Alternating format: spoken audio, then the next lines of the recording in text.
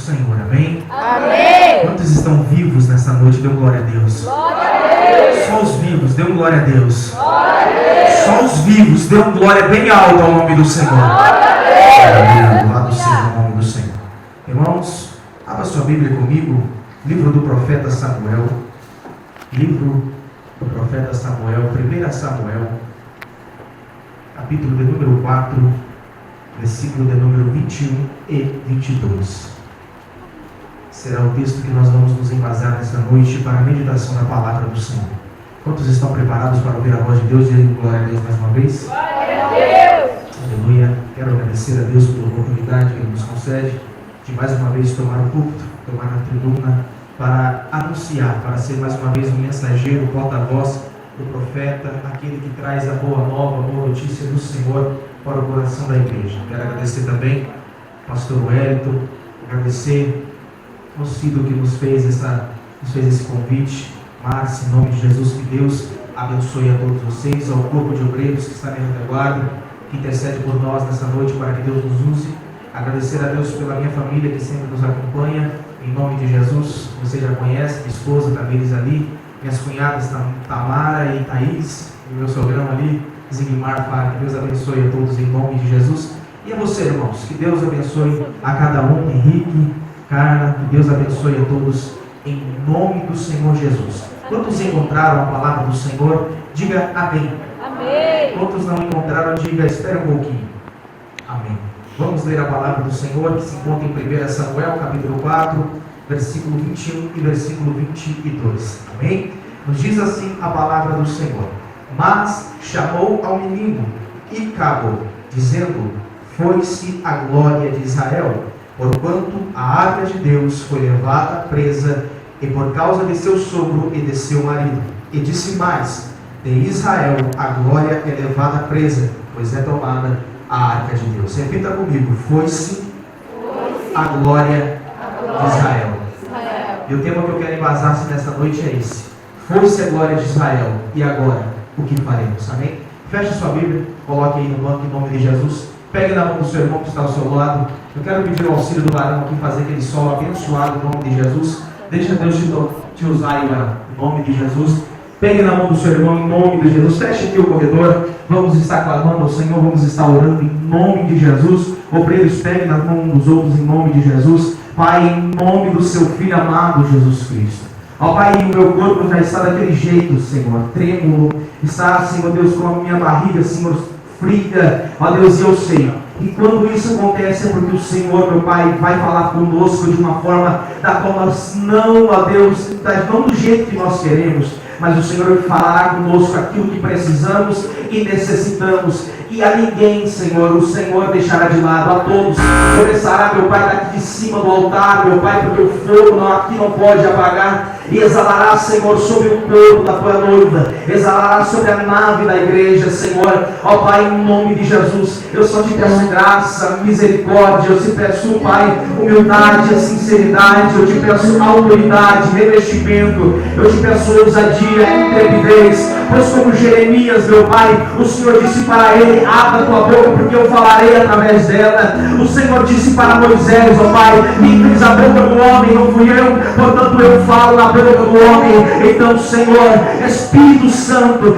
fala conosco nessa noite através da sua palavra, através da minha boca, Senhor. Unja os meus lábios como tocastes, ó Pai, na vida de Isaías. Deus, em nome de Jesus, repreenda agora, Senhor, todos os demônios que se levantou contra esta noite, contra esta igreja, contra aqueles demônios, meu Pai, que tem, meu Deus, em nome de Jesus, tem colocado as suas garras, meu Pai, na vida de crentes que aqui estão, em nome de Jesus. Eu dou ordem agora que todos os espíritos malignos que se levantou das profundezas do inferno para tentar parar, desanimar, para tentar trazer um desânimo ao coração desse crente, em nome de Jesus, tira as suas garras agora e parta para o limbo do inferno, para o seu lugar, e saia daqui em nome de Jesus. Ó Pai, eu te peço que o Senhor cerque esta igreja com uma muralha de fogo, meu Pai, a qual Zacarias viu. Senhor, a qual Josué viu lá no livro de Zacarias, que tu és a muralha de fogo que cerca Jerusalém. E sabemos que em Gálatas, meu Pai, Jerusalém é a mãe de todas nós, ela é o símbolo da igreja. Então cerca agora os quadrantes dessa igreja, meu Pai, com a uma muralha de fogo, e onde estiver o Espírito alojado, que ele bate em retirada. Deus, acampa os teus anjos ao nosso redor, para que para nós, Senhor Deus, eles guerreiem e o milite ao nosso favor. Pai, em nome de Jesus, eu te peço, Pai, que o Senhor empreste o coração da tua noiva nessa noite, e eu também já peço que a dispensação, ó Deus, que a falta de atenção seja repreendida, que toda conversa, que todo mandado, meu Pai, na igreja, em nome de Jesus, cesse, ó Pai, que somente a tua voz seja, meu Pai, exalada no nosso meio. Assim eu oro e te agradeço em nome de Jesus. Amém? Tome o seu assento, glorificando o nome de Jesus.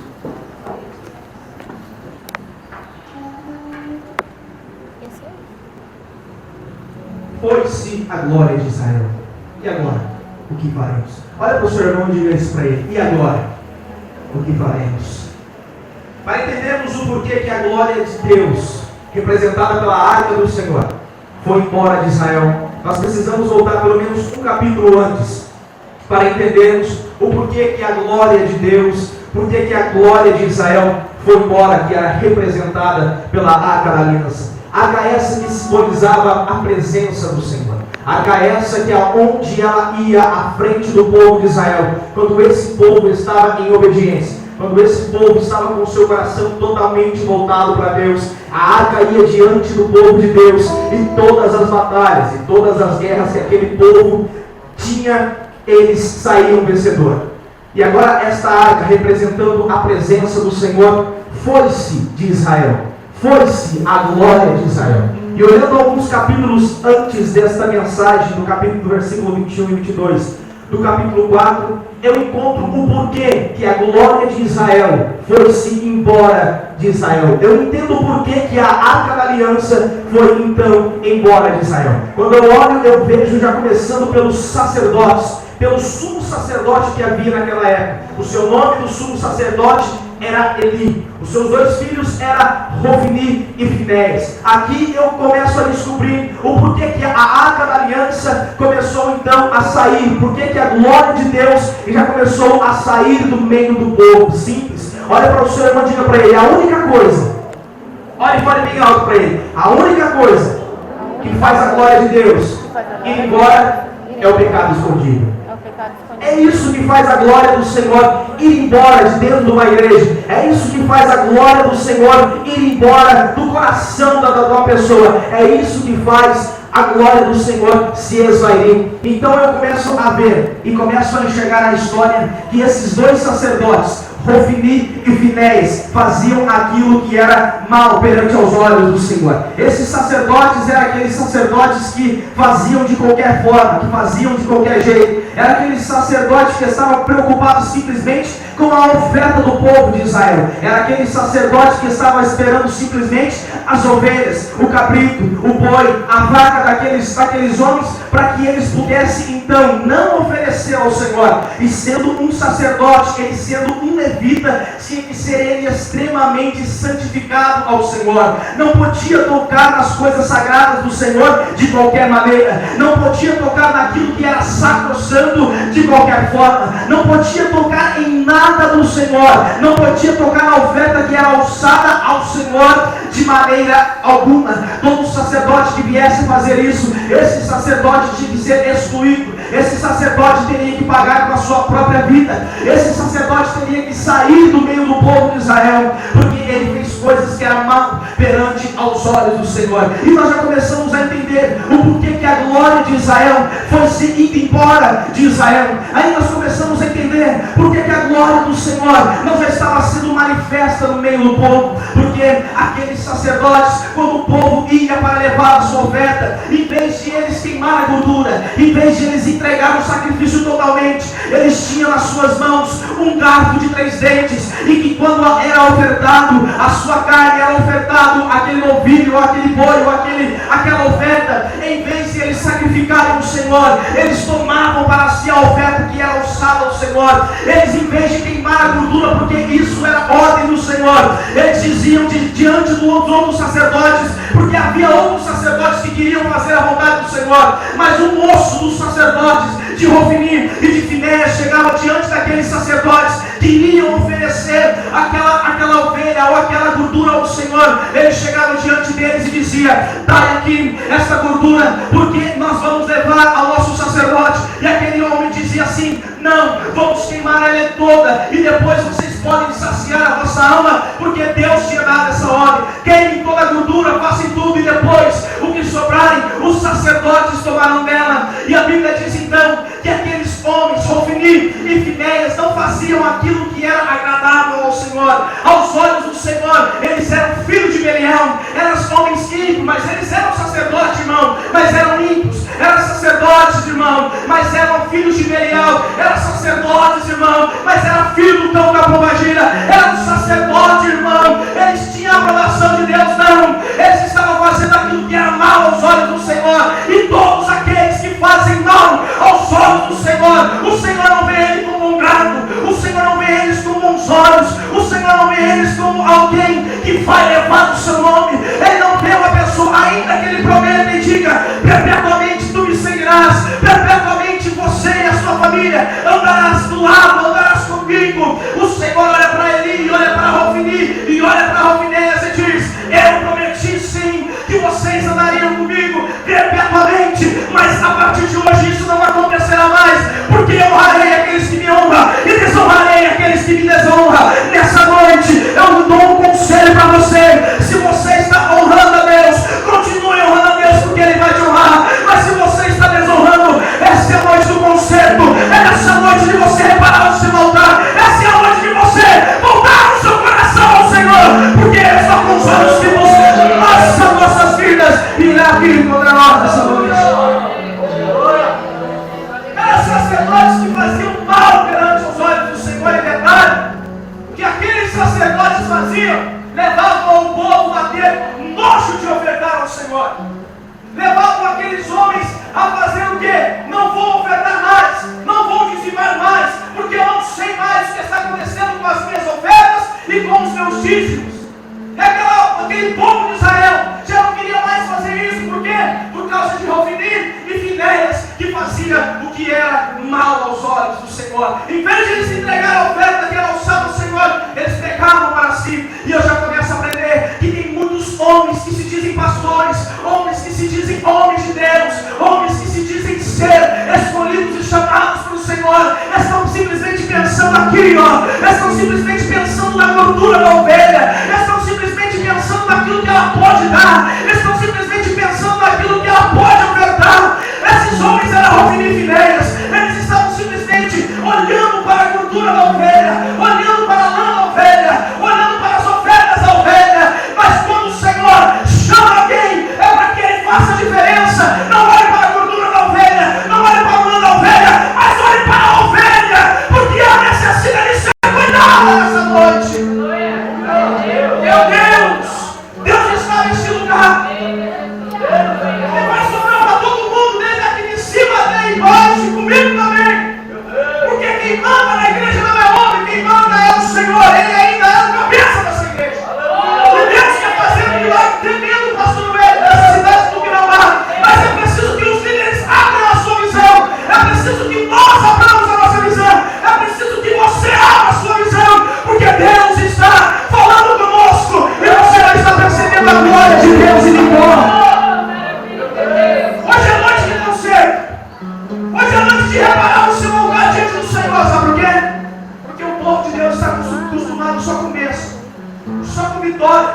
Mas eu queria que a palavra que viesse de encontro ao meu coração. Essa é a palavra que vai de encontro ao seu coração. Sabe por quê?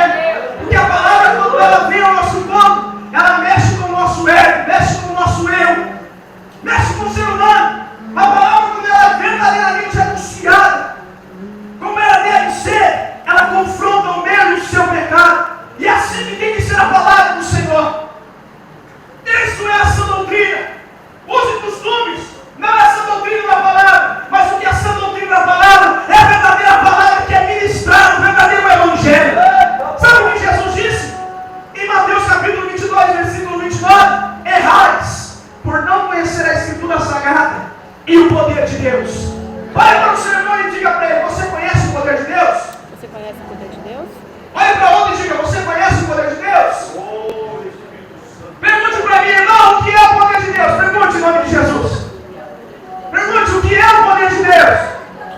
Glória de Deus. Romanos capítulo 1, versículo 16, o apóstolo Paulo diz assim: porque eu não me envergonho do Evangelho de Cristo, porque ele é o poder de Deus para aqueles que creem. Ou seja, o poder de Deus é o Evangelho, e o Evangelho é o poder de Deus. E o Senhor Jesus está dizendo em Mateus 22, 29, que nós erramos por não conhecer as Escrituras Sagradas e o Evangelho. Porque o Evangelho é a transformação de vida, é a transformação de caráter. O Evangelho primeiro ele vem para transformar o homem aqui dentro, e depois o que vem por fora é graça, é bênção. O que adianta eu ter a minha vida aparentemente como a religião pede, como a igreja pede? Não cortar o meu cabelo, não usar calça, não isso, aquilo, não cortar isso ou fazer aquilo. O que adianta eu fazer tudo isso, sendo que aqui dentro eu não sou transformado? Da mesma forma que vai a saia, que vai o cabelo, vai a língua. Evangelho é transformação de vida. Evangelho fala de transformação de caráter. Irmão, eu não estou gostando. Amém? Fazer o quê? A palavra de Deus está sendo ministrada. E eu vim aqui como profeta de Deus. Glória a Deus. Essa semana o Senhor falou no coração, ministre isso. Eu tinha outra mensagem para ministrar, o Senhor falou, fale isso. Porque eu quero trazer um concerto sobre o meu povo. Porque eu tenho muitas coisas para fazer naquele lugar. Mas é preciso que o povo volte-se para a minha presença. Volte-se para a minha glória, porque eles estão vendo. Eles não estão vendo, mas a minha glória está indo embora. Deixa eu pegar para você, tem que vir aqui no meu lugar. Eu Se você for comigo, vai dar para filmar. Eu estou com o meu corpo todo trêmulo, minha barriga está suando frio aqui em cima, porque eu estou sentindo a presença de Deus e a responsabilidade sobre os meus ombros. Porque os levitas tinham essa responsabilidade pesada de carregar sobre os seus ombros a arca da aliança. E a arca da aliança era pesada, sabe por quê? Para que aqueles que levam a glória de Deus saibam que o peso da glória é pesado. E isso simboliza o que Jesus diz em Lucas capítulo 9, versículo 23. Aquele que quiser vir após mim, negue-se a si mesmo, tome a sua cruz a cada dia e siga-me. O Evangelho tem os seus princípios também, tem os seus mandamentos, para que nós possamos seguir ao Senhor. Já que a gente veio, Jesus não obrigou ninguém. Ele disse a todos, quem quiser, vir após mim. Isso fala de liberdade, de poder de decisão, de escolher, porque o Evangelho não é religião. Olha para o seu irmão de emprego, o Evangelho não é religião. Irmão, mas eu acreditava que o Evangelho é religião. O Evangelho não é religião. O que é religião? Religião, no seu original, significa religar ou reformar. O Evangelho não veio para religar ou reformar o homem, mas o Evangelho veio para transformar o homem e trazer ele de volta ao seu estado natural, que é estar na presença do Senhor. A religião mata pela sua fé, o Evangelho morre pela sua fé. A religião, ela mata a ovelha pela sua fé, o Evangelho, ela abraça a ovelha pela sua fé. Portanto, o Evangelho não é religião. Se você achava que o Evangelho não é religião, tira isso da sua mente. O Evangelho é poder de Deus. O Evangelho é transformação de vida. O Evangelho é isso. Deus formou o homem um dia. O diabo veio e deformou o homem por causa do pecado. A religião tenta reformar o homem, mas só o Evangelho transforma o caráter do ser humano. Todos querem viver esse verdadeiro Evangelho. Então, em nome de Jesus, abra sua boca e santa e glorifica o nome do Senhor.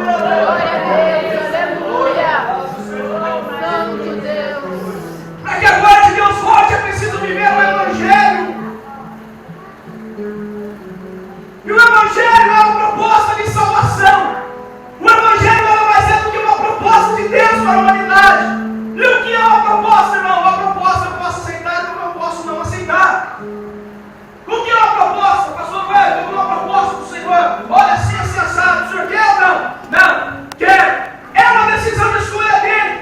Deus fez a proposta, ser humano, humanidade. Eu tenho a salvação para vocês. A salvação é em meu filho Jesus. A salvação não é em João, não é Maria, não é em Paulo, não é em Tiago, não é Aparecida, não é. A salvação é no meu filho Jesus. Quem for até ele, virá até mim. Porque ele é o caminho, a verdade e a vida. E só ele pode fazer com que o ser humano chegue até a minha presença. É uma proposta. E cabe a mim a você escolher ou não. Mas irmão, eu sou crente. E há uma diferença entre o crente e o cristão. Oh Jesus. O que é a diferença entre o crente e o cristão, irmão? É obedecer. Por quê? A Bíblia